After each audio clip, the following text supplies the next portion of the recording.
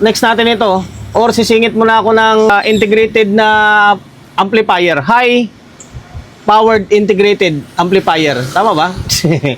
Ang Kevlar na GX5000. Ito guys, ang daming problema ng unit nito. Although makita nyo, normal na siya. Nakaprotect. Sibak yung isang channel.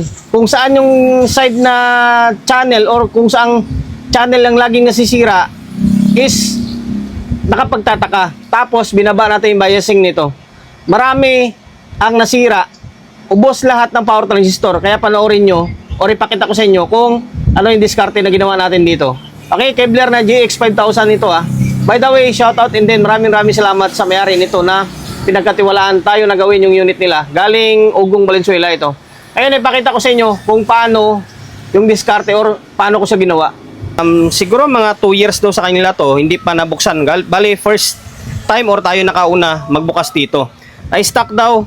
Tapos pagbukas, taran, wala, umusok na, nakaprotect na daw.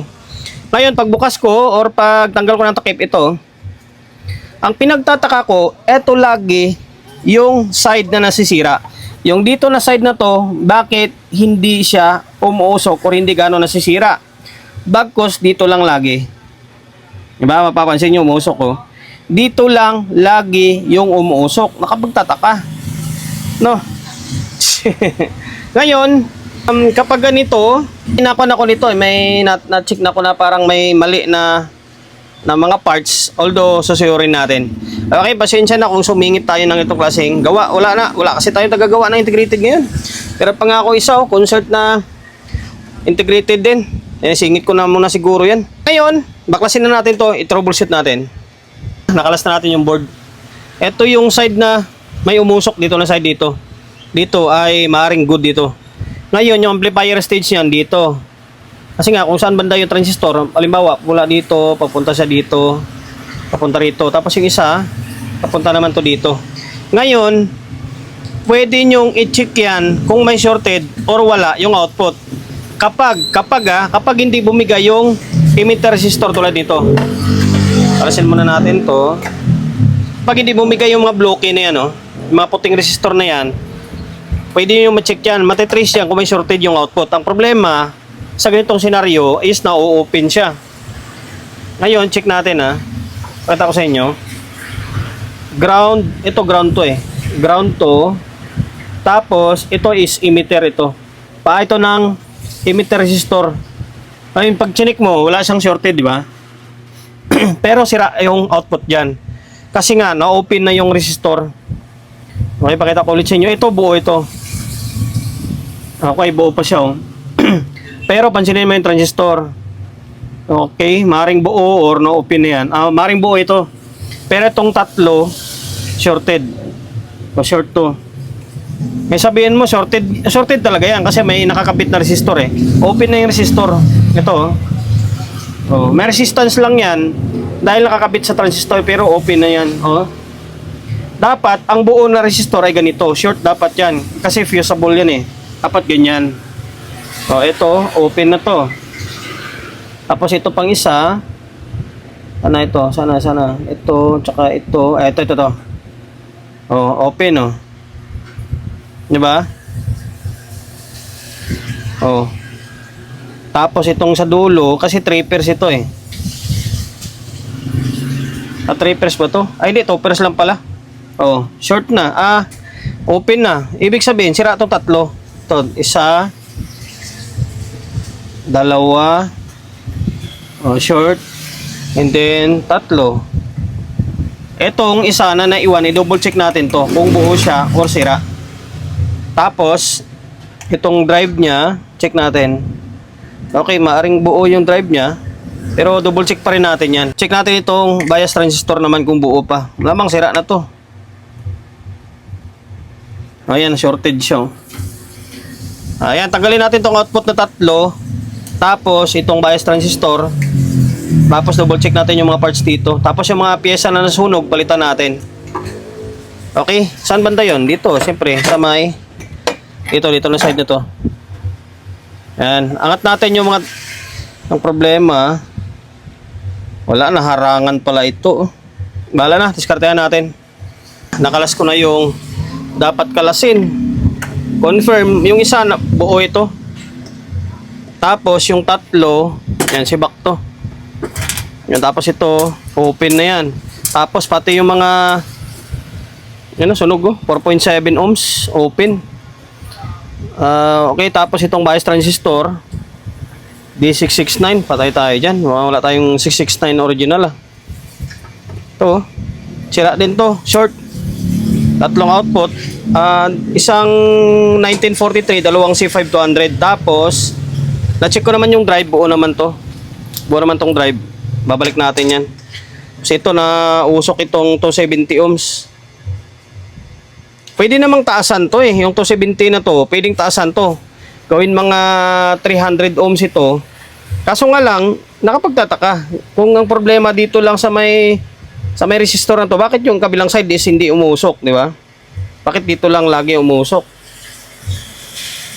Tapos itong 47 ohms, yan, palitan natin yan. Tapos dito umusok din tong, kung mapapansin nyo, magkaiba yan dito mamaya oh. Paliwanag ko.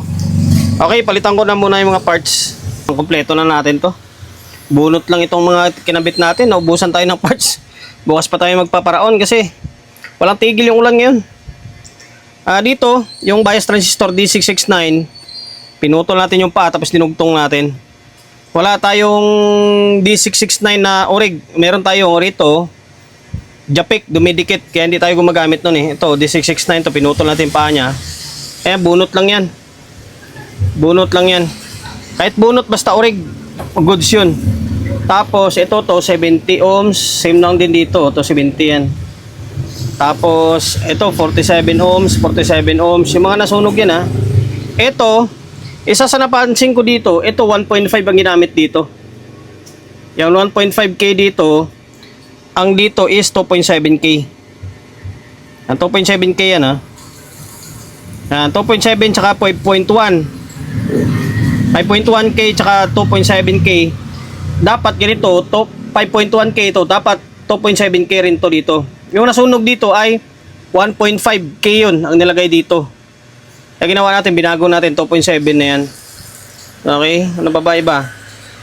Yun lang naman. Yun lang naman yung nakita nating problema ngayon. Tapos itong output, pinalitan na natin. Bunot lang din to. Importante is orig. Ngayon, try natin isalpak yung supply niya. Bad news. Oo, dito ako sa bahay ngayon. Tapos nung tinisting ko doon sa may shop, yung itong side na to, ito yung nirepair natin, umilaw yung bulb. Hindi siya muna umilaw. Hindi ko lang nakakuha na video. Ang nangyari sa kabilang side ay naubos na naman yung transistor. Putik na yan. Hindi ko alam kung paano ko siyang ipaliwanag eh. Basta pag plug ko, may bulb ako ha. May bulb pa ako nun. Tapos bigla na lang siyang umilaw. Pag ilaw niya, may shorted na. Ngayon, chinik ulit dito. Akala ko dito pa rin sa kabilang side na to. Yun pala, dito naman sa kabila, naubos yung output transistor. Hindi ko malaman kung ano yung pinanggalingan. Ubos yan. Ngayon, tinanggal ko na yung lata bloke na yan. Oh. Baka sabihin nyo, nagsisinungaling tayo. Hindi. Oh. Inangat ko na lahat yan. Pati yung mga sa may kanya, sa may base niya. Hindi ko mawari kung ano nangyari. Oh, shorted to. Tingnan. Ito, ground. Tapos, emitter. Oh, ito, emitter. Wala na, shorted na. Ang tester ko. Diba? Dito sa may kabila, ito yung good pa. Ito na yung nirepair natin. Ano, walang shorted oh. Ay nako, kaya dinala ko to dito sa bahay eh. Hindi ko mawari kung ano nangyari. Kung bakit siya biglang naubos naman lahat dito. Tapos nasira itong drive oh. Siyang drive na ano ba yun? Tatanggalin ko na nga sana yung output eh. Ito 1837. Short to. Ay nako. Ano ba naman klaseng amplifier to? Sa totoo lang, hindi naman tayo naninira. Pero design to ng Kevlar, hindi talaga ako nagagandahan. Ito, shorted oh. Hindi talaga ako nagagandahan. Medyo malamya siya. Kung sa tibay, wala itong binatbat sa 5 buto. Kahit generic nga eh, matibay pa yung generic na paibuto eh. Kalawang lang yung kalaban mo dun eh. Dito, tapos nangingitim pa tong mga linya oh. Wala, nangyari na yung dapat nangyari, ang di dapat mangyari. Gagawin ko na lang, kalasin na lang yung output niyan, tinanggal ko na yung mga tornilyo. Tanggalin ko na lang yan, tapos palitan na lang ulit yan. Pero sa may bias niya, buo naman. Buo naman itong bias transistor eh. Kita nyo naman, di ba, nung una pa lang, chinik ko naman to, okay naman. Nagtaka nga ako, bakit biglang nasira lahat. Buo naman to. Tapos nasira to dito. Ay, nako. Itong isa, buo naman tong isa eh. Buo naman tong isa. Nagtataka talaga ako. Pag plug ko eh, okay naman siya nung una. Hindi naman siya umilaw. Tapos, nung mayat maya, bigla na lang umilaw. Magsusukat na sana ako ng bias. Biglang, umilaw na yung bulb ko. Hindi ko lang nakuha na ng video. Ito na ulit tayo sa my shop. Ngayon, tinisting ko ulit. May DC out siya. Tapos, alam ko na kung saan galing. Putik na yan. Check ko naman na halos lahat ng pyesa good naman. Pero bakit may DC out tapos naninibak? Ito palang lintik ng mga linya na yan oh. Dito may umi-spark dito oh. Ito. Yan oh. Mapapansin nyo oh. Sa totoo lang, sakit talaga ng kibler ito. Yung ganitong klaseng ngayon nangingitim na yan, sakit talaga nila ito. Sobrang liit ng linya tapos nangingitim pa. Ito siya oh. Yan, ito oh. Yan, ito siya. Tapos dito sa kabila, may DC out din. Malamang yung mga nangingitim na to. Ayan oh. Kaya mapapansin nyo. Tingnan nyo. Wala, hindi ko muna kinabitan ng output kasi baka ba masira lang ulit. Dito, natamad ako magkalas eh. Pansinin nyo. Oh, di ba? May kislap oh. Oh. Masisibak ulit yan kapag nilagyan mo ng output. Ay nako. Sa totoo lang, hindi lang ako nakapansin nito. Halos lahat ng mga technician na naka-encounter nito, alam nila or napansin din nila na ganito lagi yung problema ng kibler. Hindi tayo naninira nito. Kumbaga, napapansin lang natin yung dapat pansinin. Kaya nagagawin natin, kuskusin natin yan. Kuskusin natin tapos hira natin ng varnish siguro. Nakapag-apply na tayo ng electrical varnish. May kinang-kinang siya. Kinuskus lang natin ito, steel brush. Gagawin nyo, kukuskusin nyo lang to. Ang kukuskusin nyo maigi, lahat, kumari, lahat na, kukuskusin. Yan, gamit kayo ng steel brush. Ito, steel brush to. Yan, mag-ingat, baka mamaya matalsikan yung mata nyo kasi delikado to, matulis. Delikado sa mata to. Tapos, kapag nakuskus nyo na, linisan nyo naman ng brush, siyempre, para mawala yung mga dumi na itim na nakaskas nyo. Tapos, mag-apply kayo ng electrical varnish. An electrical varnish, rewinding, motor, transformer, electric fan, and many more. Nabibili yan sa mga electrical supply or sa mga electronic shop. Yan, sabihin nyo lang electrical varnish. Ngayon, pag na-apply nyo yan, ibubuhos nyo lang itong electrical varnish, tapos gamit kayo ng toothbrush naman syempre. Pag ito kasi ginamit mo, pangit naman to. Brush ang gagamitin nyo. Ito, mas maganda yung brush or yung toothbrush. Yan, i-apply mo lang lahat. Applyan mo to mga 2 patong. Tapos patuyuin. Tapos nung napatuyo to, ito na yung magiging kalabasan. Kaya pala nasiraan ako ng pambihira niya no. Kaya pala sabi ko nasiraan ako ng 4 na output. Sayang naman. Yung pala kumikislap-kislap na dito. Ay nako. Ito talagang sakit ng itong board kapag na-stuck. Ngayon, naka-plug yan ha. Tingnan natin kung may DC out pa. Sukatan natin kung may DC out. Rinse natin ng usin natin tester natin. Tumatagal yung video natin. Ay nako. Daming nasira nang dahil dun sa wala eh. Goods naman yung pag-analyze natin eh. Nasa board ng problema. O natin. Kapon ganyan yan. Biglang umilaw. Wala na. Tapos na. Yung pala may sobrang lakas ng DC out pala niya. Tapos magsukat tayo ng dito. Ground to. Wala na kumikislap ha. Mapapansin nyo, wala na oh. Tapos, emitter. Kailangan, wala ng DC. Okay, wala oh. 10 volts na naka-range yan. Tapos sa kabila, kailangan wala din. Ito.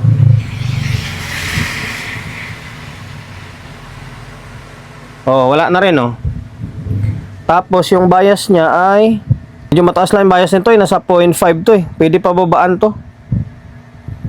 Ay, naka 10 volts pala tayo. Pwede pang babaan to. Sa ibang ginawa ko nito, binababa ko yan, no? Taas no, 0.5, no? Dito, wala kasing output to.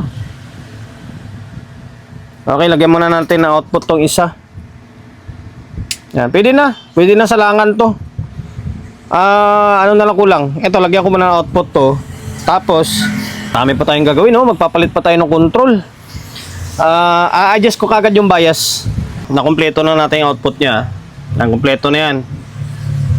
Yan, lahat. Meron na. Okay. Basta meron na yan, no? Tapos itong kapasitor pala, binalik ko na. Kulang na isa kanina to kasi hindi ka makapagtornilyo dito kapag hindi mo tinanggal yung kapasitor dito. Hindi mo maisusundot yan. Kaya tinanggal natin yung isa. Although nakaparallel naman to. Yan, nakaparallel silang dalawa. Ngayon, mataas yung bias nito, nasa 0.5. Binaba ko siya unti. Binaba ko na konti. Kung saan naman, although mamaya pakita ko na lang sa inyo, nakapwesto na to eh. Ikumpara ko muna. Yung ito, binaba ko na konti yung bias. Dito, stock. Ngayon, pakita ko sa inyo on natin. Diretso tayo sa may biasing niya. Tingnan natin kung baliktad dito. Baliktad nga. Dito tayo sa kabila. Ayan ang ginawa natin, no? Medyo binaba natin ng konti, Nasa 0.4 yan. Tapos ito yung stock. Yung stock ay ito. Tingnan nyo yung stock. 0.5. Taas, di ba? 0.5. Oh. Tingnan nyo yung binago natin yung bias. Nasa 0.4 lang siya, oh. Ba, mas bumaba siya ng konti. Pwede pang ibaba, literal yan. Pwede pang ibaba. Ngayon, ito pakita ko sa inyo, yan. Pakita ko sa inyo yung binago natin na bias. Ito siya, ito to. Okay, ito siya, oh. 3.3 yan. Ang gamit dito ay 3.3 tsaka 6.8. Yan, 6.8. Yung nangitim na yan, buo yan, Nasunog kasi yung ilalim na board na damay dito sa may 47 ohms, oh. Yan, 3.3 tapos nag-series tayo ng 390. And then nasa around 3.3, 3.6, nasa around 3.7, di ba? Nag-series lang ako. Yung ito, stock pa to. Mapapansin nyo, stock pa yan, oh. 3.3, 6.8. Yan, ang in-adjust natin ito. Bias kasi itong dalawa na to. 6.8 tapos 3.3. Kung babaybayin mo yan, diretso yan dito sa may bias transistor. Same din dito. Okay? In-adjust natin. Kung gusto nyo ibaba pa yan, gawin nyo mga 3.3, mga 3.9. Kulang-kulang 4K, bababa pa yan. Pero sa akin, okay na yan. In-adjust lang natin ng konti. Yan, 3.3 tsaka 390 ohms yan. 390 ang meron ako eh. Mga nasa around ko na nga, 3.8. Ayan, pwede yan, dalawang 2K, magiging 4K, para bumaba siya ng konti. Ngayon, babaguhin natin, dalawang 2K, bababa ko pa siya, bababa pa siya natin konti. Dalawang 2K ang gagamitin ko, para magiging 4K na siya. Tapos ito, babaguhin ko rin ito. Ayan, pwede nang i-deal to. Dalawang 2K ang ginamit natin. Dalawang 2K yan, oh. Dalawang 2K. Tingnan natin kung ano magiging labas ng bias nito. Dalawang 2K na yan. Okay, ngayon nakasalpak yung supply.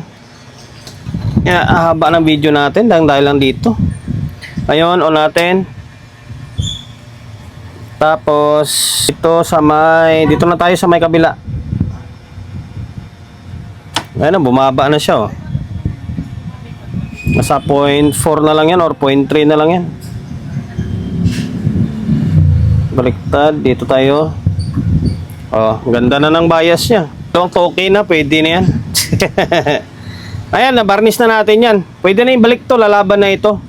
Ibalik ko tong board, tapos palitan ko muna yung control para hindi lalo haba yung video natin. Ngayon, pinalitan ko na ng control to. Ito lahat ng control nyo. Hindi ko na pinakita kasi haba lang lalo yung video natin.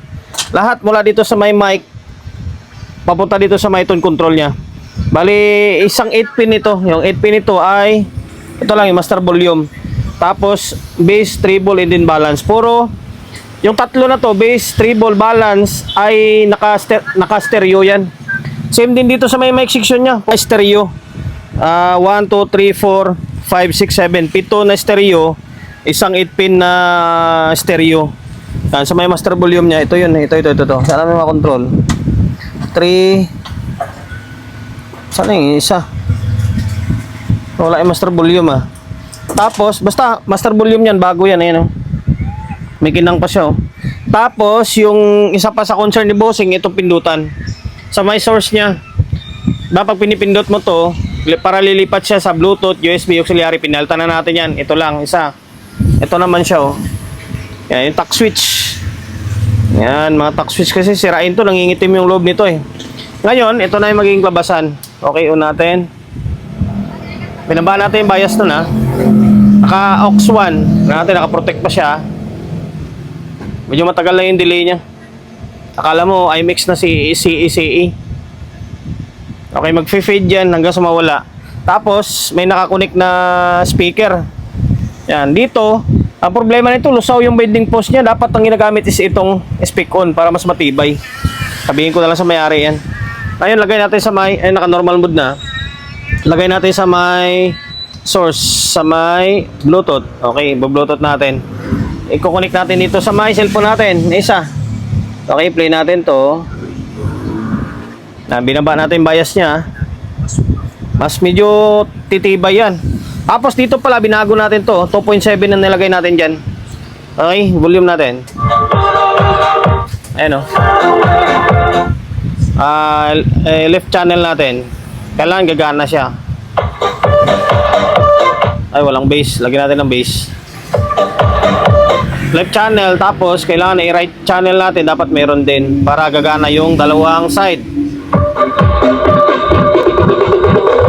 Okay, meron. Tapos gitna natin para dalawa. Yun o. Tapos itong mic nito, working na ito. Kahit di natin testing yan, bago na lahat ng control yan.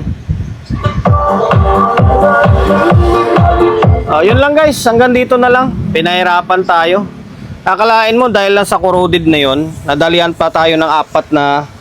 Ang nangyari, bali 7. Kasi naiwan itong isa good sa kabilang channel, 7 output transistor. Tapos isang A1837. Kaya kami, lagi kami meron ganito, electrical varnish para sa corrosion. Yan lang guys, hanggang dito na lang. Sana nakapagbigay idea ako sa inyo kung paano mag-repair, tapos paano gawa ng solusyon yung yan, corroded nga. Tapos ito guys yung nandito 2.7 ang nilagay natin dito. Same din dito sa may kabilang channel. Kasi ang nilagay dito is parang 1.5 yata. Tapos kung paano natin binabaan yung bias niya. Dahil mabot ka sa part ng video natin na ito at hindi ka pa rin nakapag-subscribe, paki-subscribe ng YouTube channel natin. Pindutin yung bell button sa gilid. Select mo yung all. Yan, kapag napindot mo na yan, manonotified ka kapag meron tayong bagong upload na video. Nag-upload tayo ng video, 1 beses, 2 beses kada araw. God bless and then peace atin lahat.